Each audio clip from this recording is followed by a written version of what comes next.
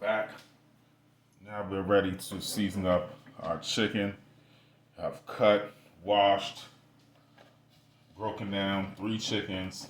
And they're now in this basin or bowl. Sorry, that's the Jamaican coming out in me. Be ready to season them up. First thing I do is I add a little bit of oil. This is what allows the seasoning to stick to the chicken. The next thing I'm going to go in is 3 chickens. I would say a tablespoon a piece of chicken. So I'm going in with some complete seasoning. I love complete seasoning. Very flavorful. Has all your spices, your herbs, and everything in there. Next thing I'm going in with some adobo, all-purpose seasoning. This is the one that has salt in it.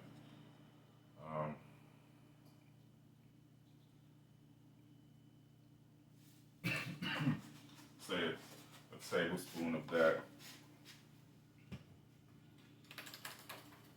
Next, going in with some garlic powder, not salt, garlic powder. Going with a teaspoon of that. We have some minced garlic. Minced onion, dry minced onion. Going with a teaspoon of that. And these are just dry seasoning. Add your flavor, and then after I add dry seasoning, I go on with the good stuff, the real life seasoning. So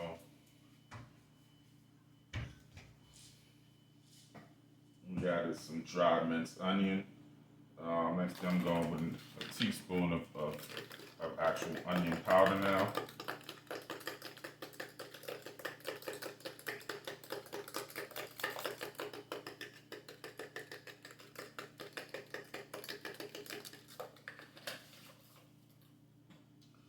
And these 2 next seasonings I just use, I guess little secrets or little cheat codes. So I have some meat tenderizer, going like a half a teaspoon of that. It's usually very salty, but it helps to keep the chicken moist. And then this is a rotisserie chicken seasoning blend. Going with about a teaspoon of that, not too much. Helps blend the flavor, give it a little more robust flavor. So now I think I'm ready for the live seasoning. So in here I have some homemade minced garlic. It also has ginger in it. So this is packed with a lot of flavor in there.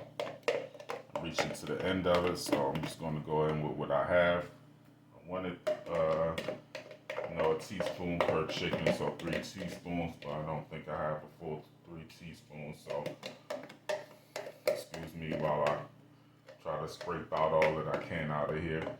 But this is packed with a lot of flavor and a good base. And most of my dishes actually I use just as a base seasoning. So once again, that's some minced garlic and ginger together.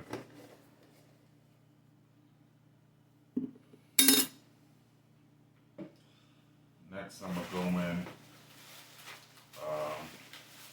with the onion.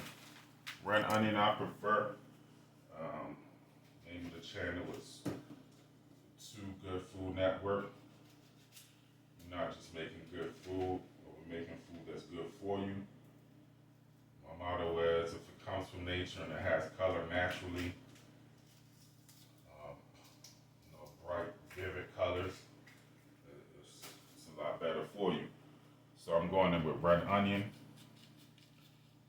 I slice down the middle, about 3/4 of the way, and slice across. make some good chunks. Right now, what I'm doing is I'm making this so that it can be marinated. Today, I like to marinate it overnight, but today it's going to be marinating for about a good 4 or 5 hours.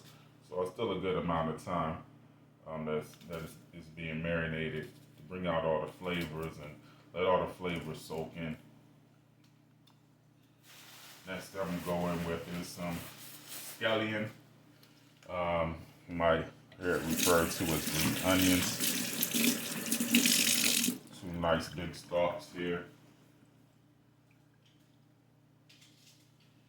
And normally the formula I have is a half an onion per chicken and then a scallion per chicken. But these are pretty big, so I'm going to just do 2. And I get everything in. I get in the smaller part where I think is filled with a lot of flavor, very similar to onion. Then you get down to the greener parts where it more so serves as an herb and not an onion. So it's a good balance of flavor.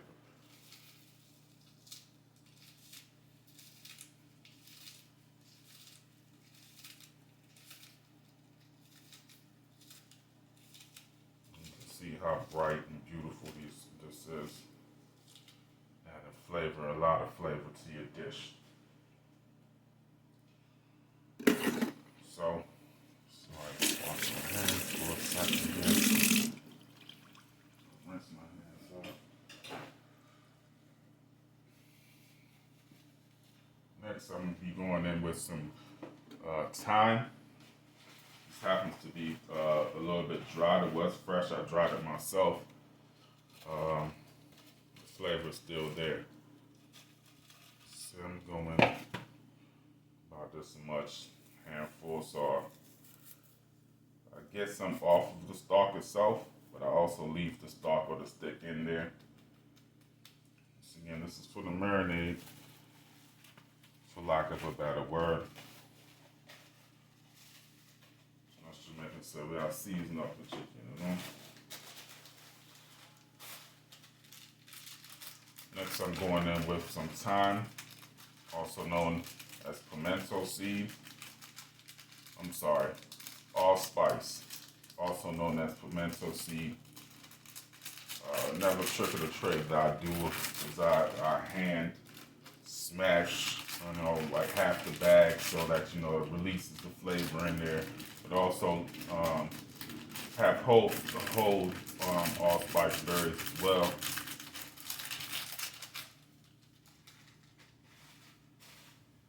And this couldn't be a curry chicken recipe without actual curry. So this is curry powder, the one with the white top on it. This is not hot. It's not as hot. It still has a little bit of spice to it, but it's not as hot. This one with the red top is what is hot. It's a hotter curry powder. So what I do here is I normally do a top per chicken. And when I'm making it for a mixed crowd of people, like I said, I'm catering, I don't make things too hot. So I go in with a cap full of the mouth, if you want to call it, curry powder, normal curry powder. I'm not going with a cap full of the hot curry powder. So I usually do this one cap per chicken. So that's 2, but I actually have 3 in here. So I'm gonna go in with a little bit more of the hot. Just a little bit, I'll say like a quarter of the amount. Quarter of the cap.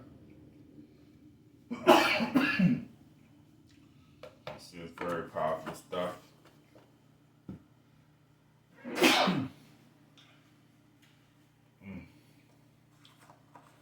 Very. I'm going with a quarter cap to a half a cap of the mao to balance out the flavor and balance out the heat.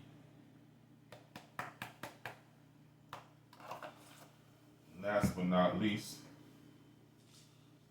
2, these These are two essential ingredients, but I always taught first, then taste what you first put in, then taste last what you put in last. So I try not to cook with a lot of salt.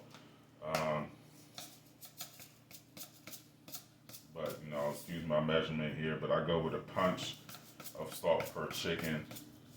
But your punch is just basically enough to, while you have your palm, you have your palm gripped, just enough to fill up the middle of your palm. And then, so I went in with 3 punches, 1 per chicken. And then I'm going with this fresh ground black pepper. This gives a lot more flavor than the ones that you buy in the store that's already grounded for you. I'm trying to go in here with a teaspoon per chicken.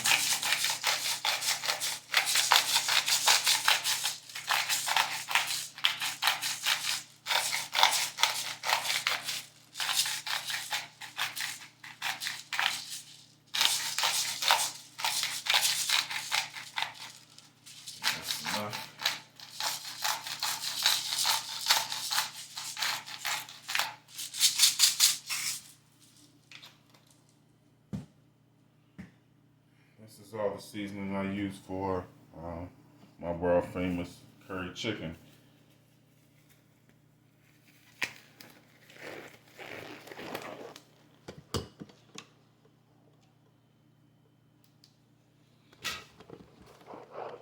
As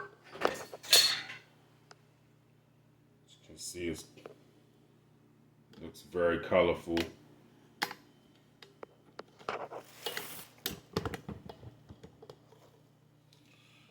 Just gonna get in here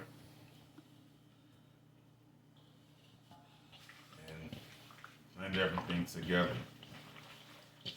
Spread the love around. Making sure that every piece of chicken gets some seasoning on it. Most importantly, get some curry powder on there.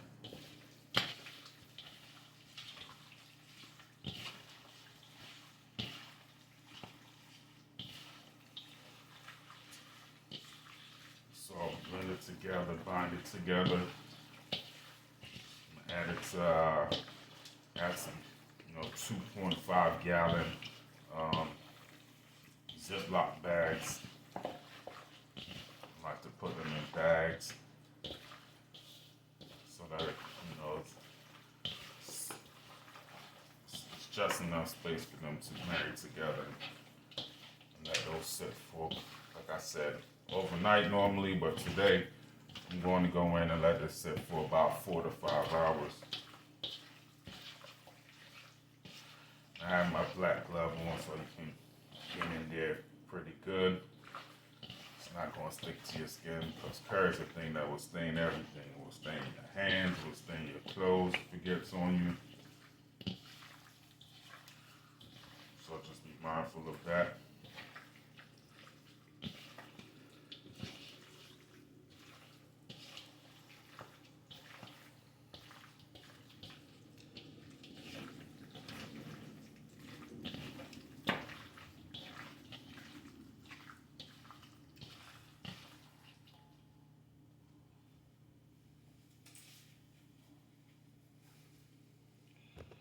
There we have it.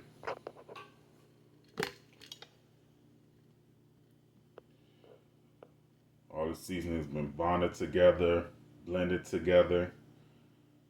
Wow, that looks beautiful. Let that sit for about 4 to 5 hours. When we come back, we be ready to cook.